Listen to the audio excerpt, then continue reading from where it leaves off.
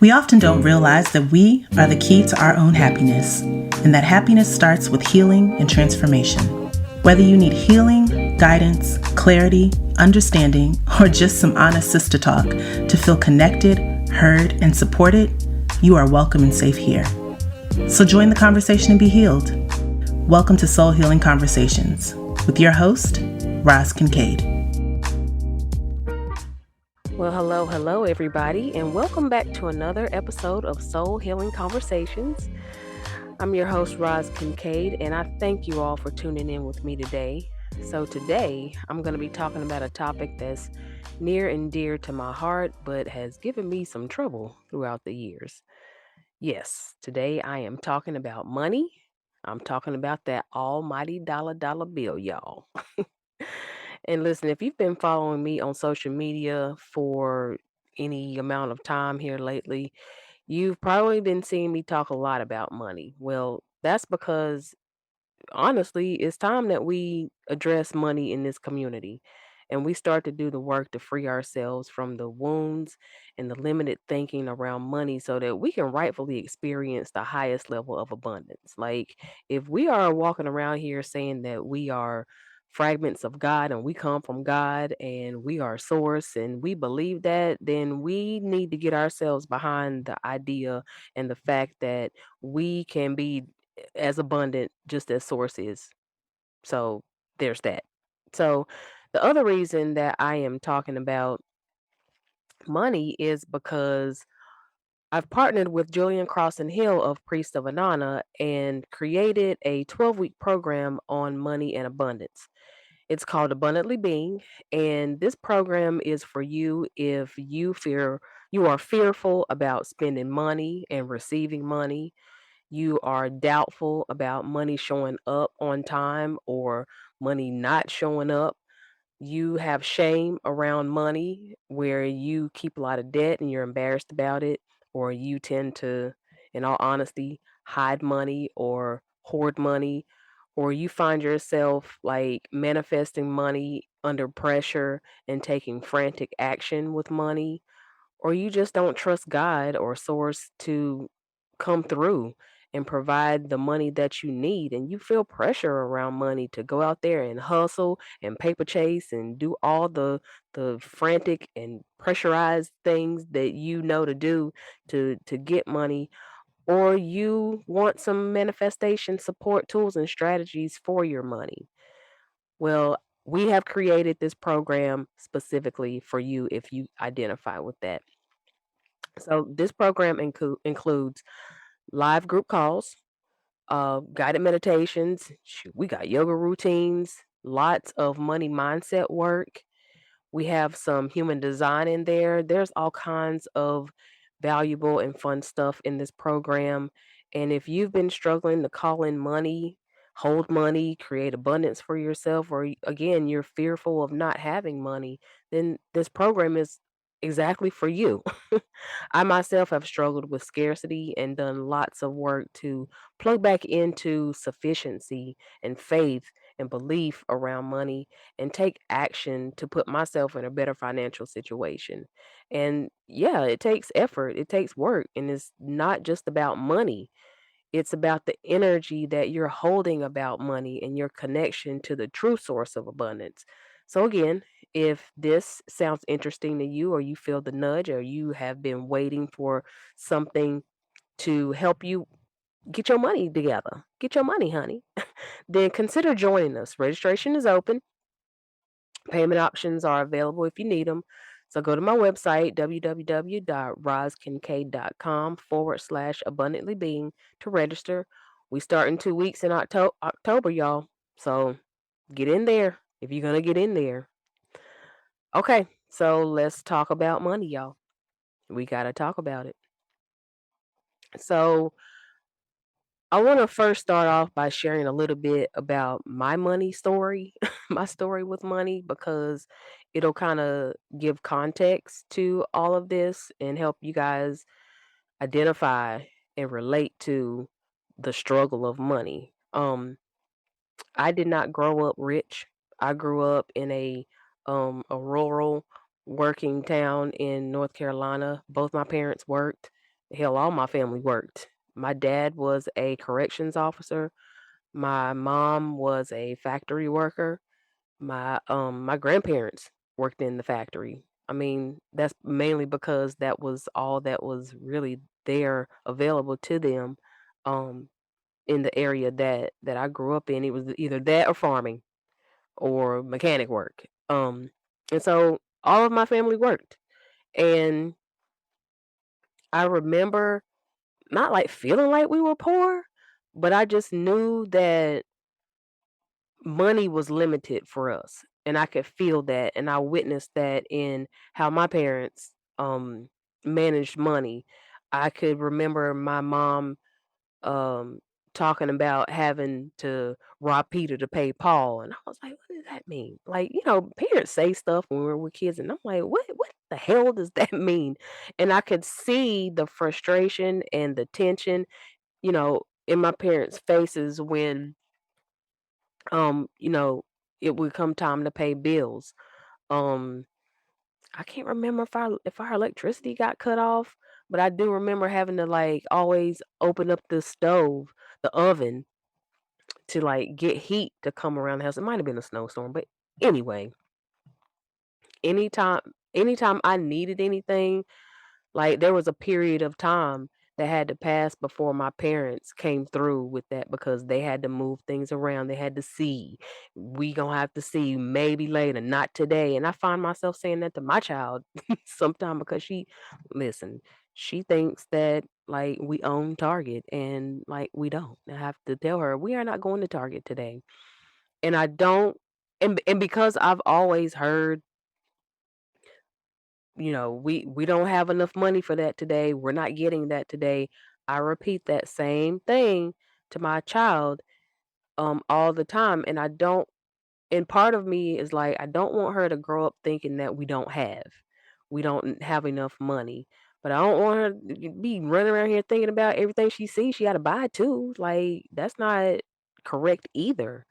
And so I also grew up like I went to a predominantly white high school.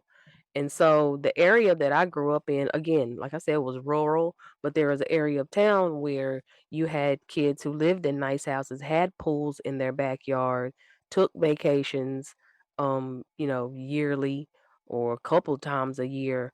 And I I always felt that like on the inside of me, I always felt like, well, I can't truly be friends with these people because I'm not rich or I don't have what they have.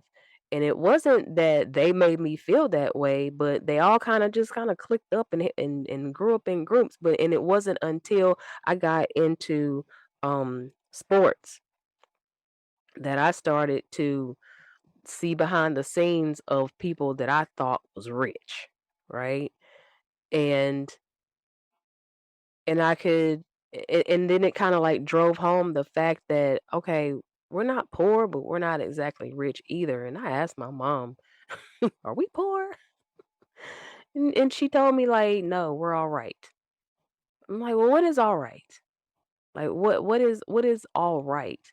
We're making it, basically. We can make ends meet, but it takes effort for us to do that, whereas other parents other kids whose parents were doctors or lawyers or owned their own businesses, whose mom was a stay-at-home mom, didn't have to work, or they worked in, as paralegals in law offices.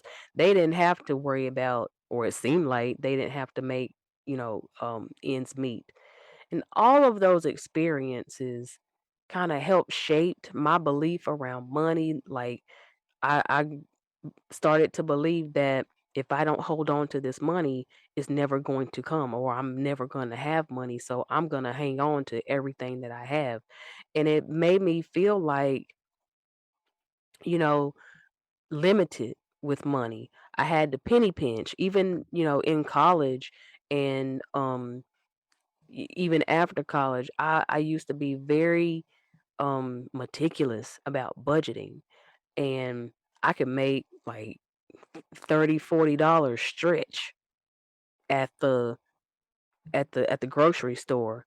And I even used to have a smoking habit, and I quit smoking not because it's a bad habit, it's bad for your health, it causes cancer. Shit, I stopped smoking because buying, 2 packs a week at $5 got to be expensive for my budget, so I couldn't afford to smoke.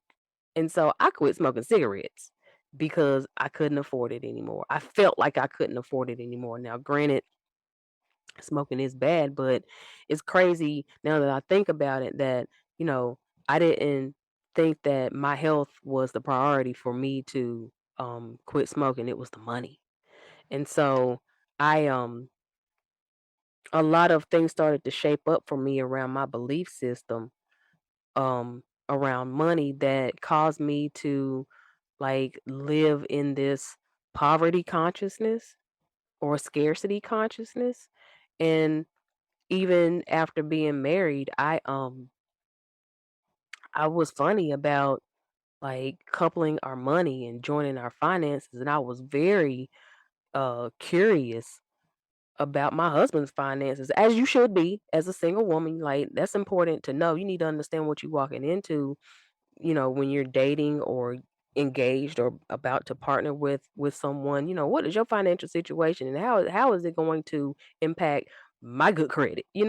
All of that stuff I was concerned about, and money had always been at the forefront of my mind about affordability and budgeting and all of that stuff. So it caused me to like perpetuate this tight grip on money that I saw circulating around in my family as a value.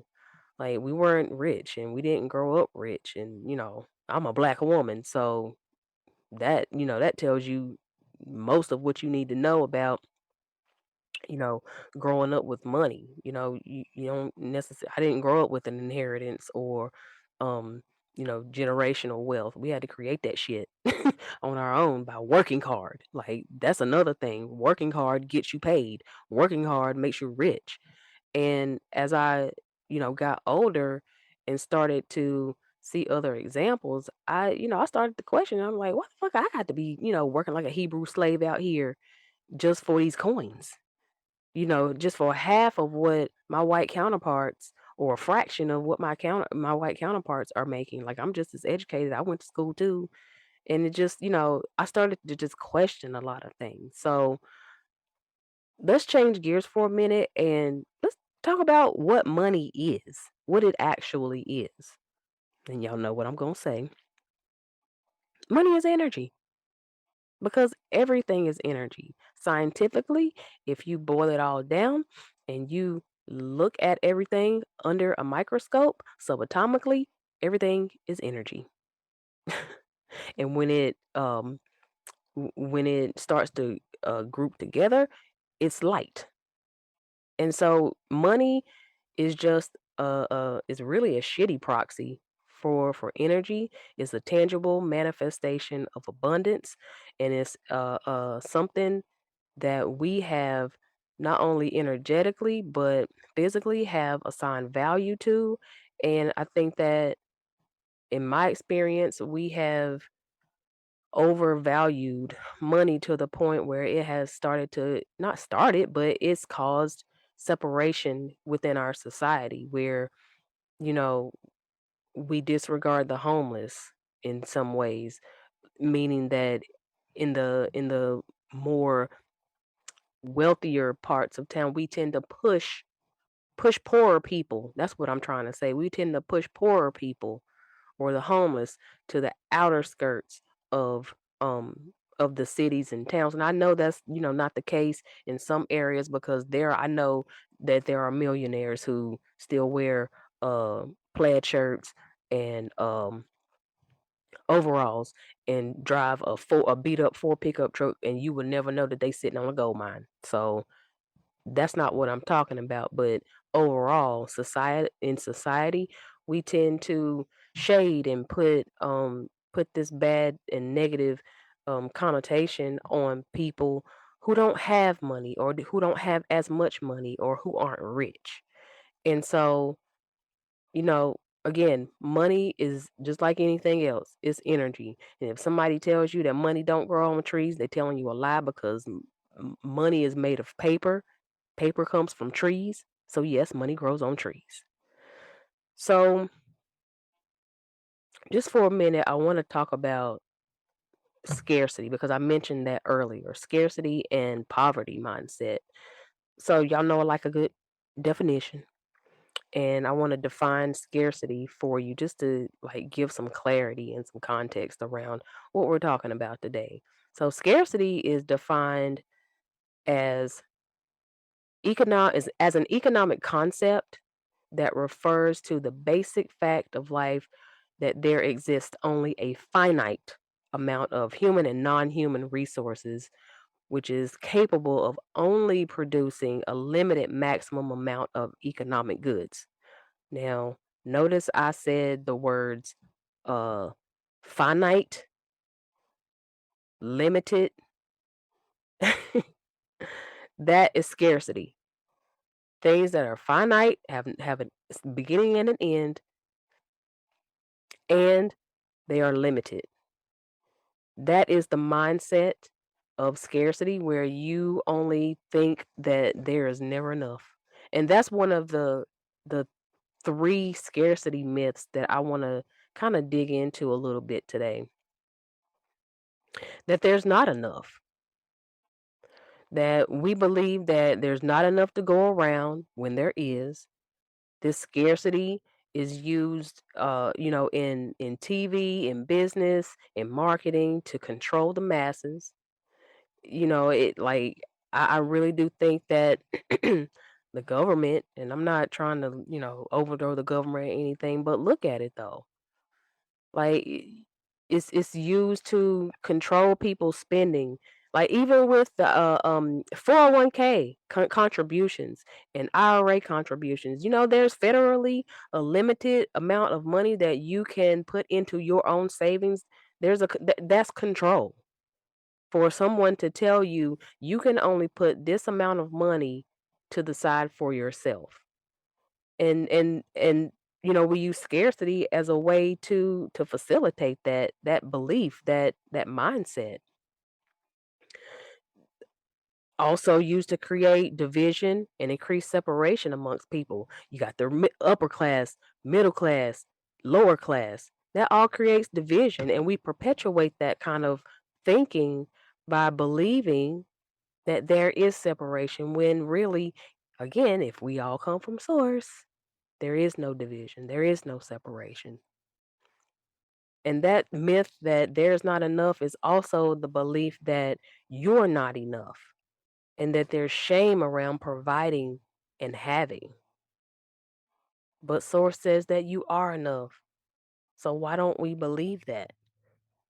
Why don't we believe that we are enough as we are and that we need money to tell us or categorize us as having enough?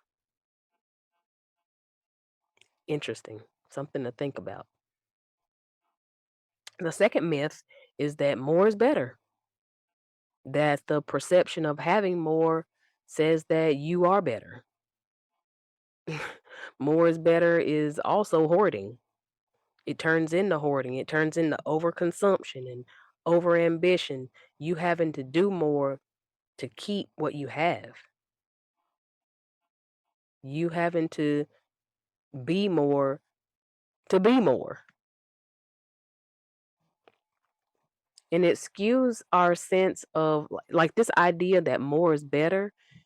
It skews our sense of abundance, that being abundant is enough. Like all of this flossing and being hood rich and, taking these trips and going on all of these lavish vacations when you got a pile of bills sitting at home, or you pushing a Bentley but you still living in an apartment, or you know what I'm saying? Like when is that gonna be enough?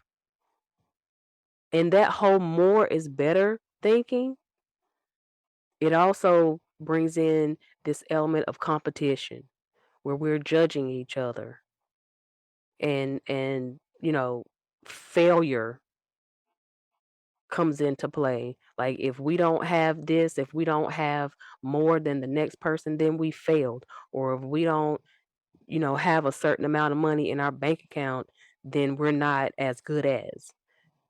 And the other thing that this more is better myth does, it takes you out of gratitude, which is really a key component of manifestation and abundance. Like if you aren't able to be grateful for what you have, and I'm not talking about being grateful to the point where you are denying yourself of more, right? In the right ways, but it takes you from focusing on, look at all that I already have, and I'm grateful for that, and this is enough. And now, yeah, I'd like to have more or something different, but I'm grateful. Like when you look at like always getting money, getting money, getting money, get money. If that's your thinking all the time and that is what's motivating you all the time, then when do you have time and the space to look around and look at all the shit you got that somebody else doesn't have? So yes, it takes you out of gratitude, and it blocks your manifestation of pulling more and calling more in, because if you feel like you need more and more is better, then where you going, like you won't have room enough to receive more if more is what you want. And it creates this need, this desperation. Like it might not look like thirst, but it is. And thirst and desperation can look several different ways, and it puts you in this distrust in source to provide for you what it is that you actually need and when you need it, because time is a factor here, which is another conversation for another day. But needing it, having to have it, like really, do you, especially when you already have more? Like, do you need more? Like how rich can you be? Like I'm sure, listen, give me some and I'll tell you. But again, if I were a rich person, like when is enough enough? Like I'm looking at these TV shows. Y'all, listen, y'all know I like to watch my housewives, and I'm particularly like fascinated with the housewives of Dubai because it's like these bitches is rich as fuck. And it's like, how much more rich do you need to be? Like, at some point, like, what you gonna do with all of that? Because when you die, you can't take it with you unless you're just gonna be buried with a bunch of gold and coins. And even still, that's not doing anything. That's not helping. That's not circulating wealth and prosperity and abundance. So how much more do you really need? When is enough enough? No shade, no judgment. I'm just asking. When is enough going to be enough if you are functioning on this scarcity myth that more is better? Is it? Because it's not when when your house becomes decluttered and you got a pile of clothes sitting in the corner or a bunch of toys like like some of us do for our children. It's like I can't fit any more into this space. The third myth of scarcity is the belief that, well, this is the way it is. Settling.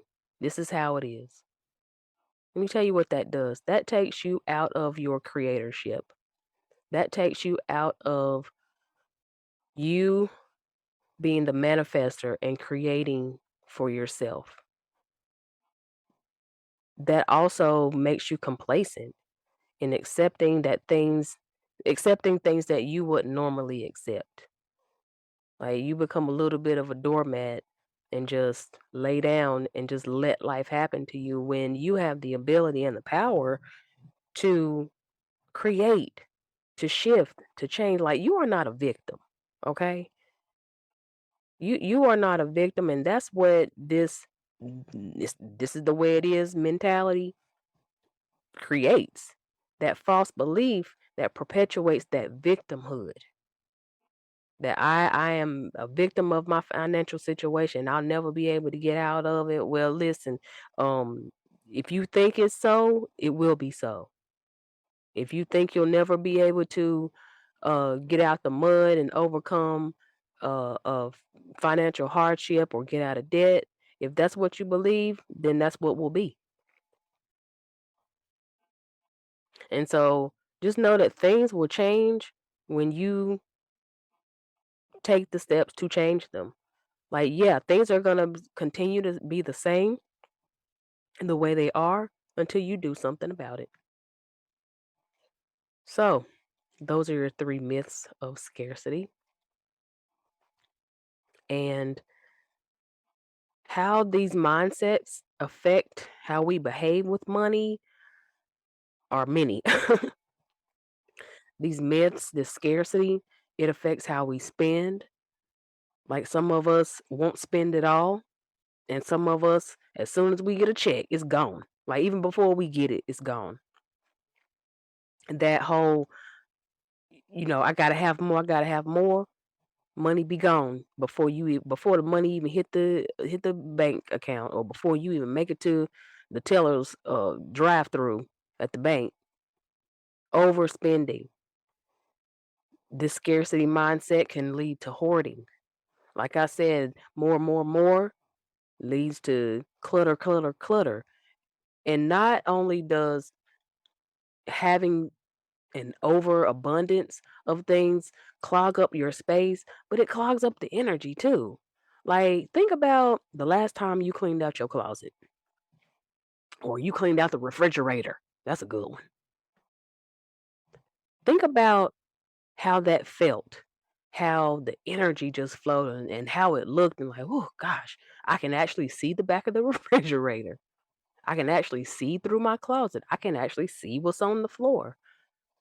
That whole hoarding and over accumulating things that clogs up your energy, not just the energy in your space, but the energy for more energy to flow in and flow out, especially flow in. Scarcity mindset also brings up fear.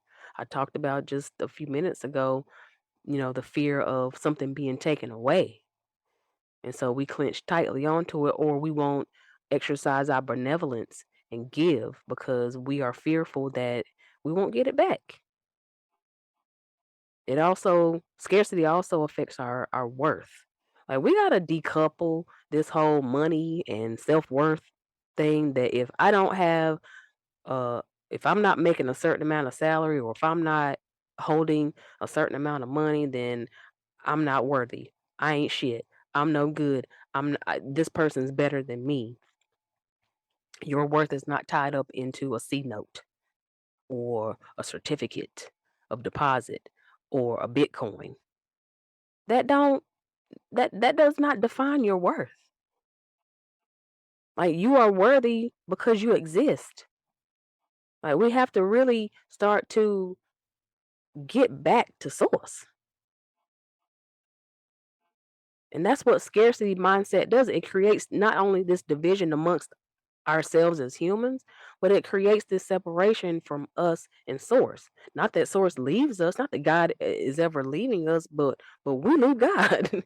We create that division between ourselves and God when we start to doubt, we start to be fearful, any type of shadow around victimhood, scarcity, all of that stuff like disconnects us from source. So what are some things that we can do to improve our relationship with money? Well, first of all, you can get into the Abundantly Being program with me and Julian Crossing Hill to get some support doing the work to heal you and your money. That's the first thing. The second thing you can do is start to reconsider the source of your money. Like, take away the job, take away the tithing, take away the giving, take away the lottery, take away you getting money from the state, take away you getting money from your partner or your spouse, and and reconsider, where does my money come from? Where do my resources come from when I am in need of money, resources, or anything? Like, where does it come from outside of all of those things that I just listed? And if you look, you ain't even got to look deep at it. If you look at it, it's source. It's God. It's always been God. And it will always be God. The other thing that we can do to improve our relationship with money is start adopting a sufficiency mindset that you are enough. You have enough. There's always enough to go around. You will always have. You have the tools and the resources. You are capable. See, sufficiency is the solution to scarcity. Because when you tap in the source and fix your belief, it changes that scarcity. It transmutes that scarcity into sufficiency because you know that the well never runs dry.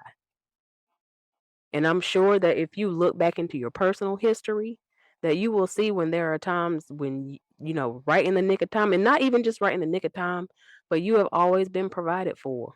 Like if you still here listening to me talk, then you have always been provided for, and you will continue to be provided for. Maybe not in the way that you expect to be, but in the way that you need it to be.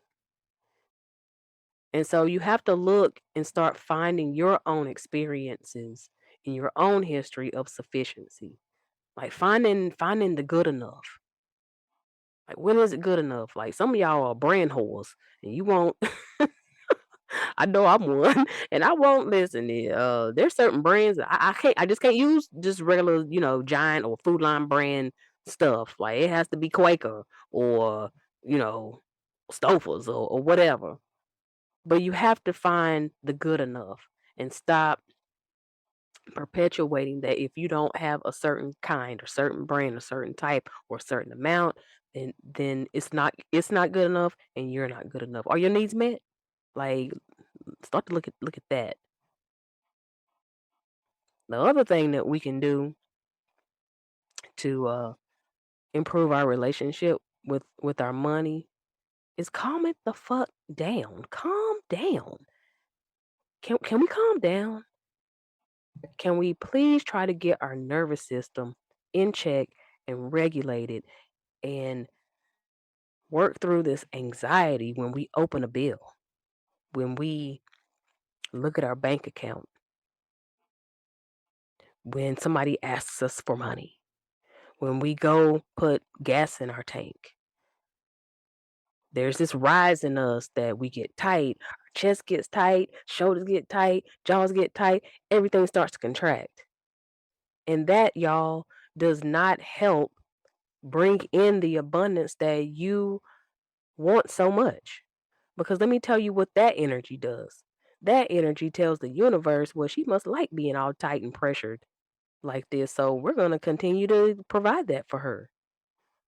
Because there's a law of equilibrium that exists in the quantum field in the universe where the universe has to balance itself out. And anything that you put into it, it's going to spit it back out. It's going to continue to reflect back to you so if you don't want the tension, the stress, the anxiety to show up in your reality, stop putting it out there. Calm it down. Breathe. Breathe. Start there. Breathe. Breathe. And so hear me on this last thing. And I need you to hear me good. Doing the work around money is not an overnight fix. You are not going to fix this overnight. You didn't get this way overnight. It's going to take practice and devotion to start to unhook your old beliefs and limiting mindsets to start to see a change with your money. But it can happen. It can happen. I know it can. I'm not telling you something that I heard. Like I've been working with on my own money issues for a minute and it can happen. But you have to start somewhere. And as I always say, taking aligned action amounts to nothing if your energetics are off. So maybe start there. And so I want to leave you with this food for thought. How can you focus on greater things if you're always worrying about money? And if you could have a better relationship with your money, how would it be? How would it feel? what would it look like? How would you feel? If you could have a better relationship with your money, how would it be? So that's all I have for you all today. I hope that something I've shared will inspire you towards shifting things with your relationship with money and source. Again, don't forget about our Abundantly Being group program for those of you who want to get a handle on your relationship with money and manifest more abundance. And if you want to connect with me on social media or work with me one on one, then everything you need is in the show notes. Or you can visit me at www.rozkincaid.com. Thank you guys for listening, and I'll talk to you next time. Much love. Bye. Hey, and thanks so much for hanging in there with me all the way to the end of the podcast. I hope you got lots of value from today's episode and feel more empowered and more inspired than you did before. If you enjoyed this episode as much as I did doing it, then share it with somebody that might resonate with it. Also, I would really appreciate it if you could leave me a 5-star review to help me get the word out about the show. And if at any point you have questions or topics you want me to riff about, as you can see, I like to talk, then I invite you to get on my social media platforms and just message me. And if you're feeling the nudge to work with me, then check out my offerings on my website. Everything you need to connect with me is in the show notes. So until next time, be empowered.